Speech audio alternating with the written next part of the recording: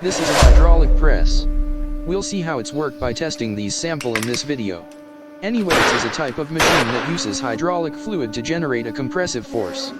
That used for a variety of applications, including forging, stamping, molding, and punching. This is typically used in manufacturing and industrial settings, and can be used for a wide range of tasks. From forming metal parts to producing composite materials.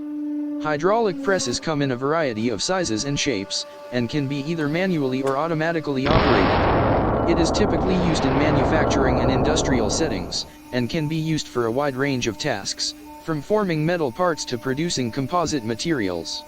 One of the advantages of hydraulic presses is their ability to exert a great deal of force, which makes them suitable for working with materials that require a significant amount of pressure to shape or manipulate.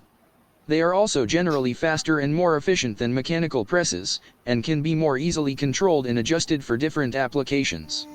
Hydraulic presses are an important tool in many industries, and play a key role in the manufacturing of a wide range of products.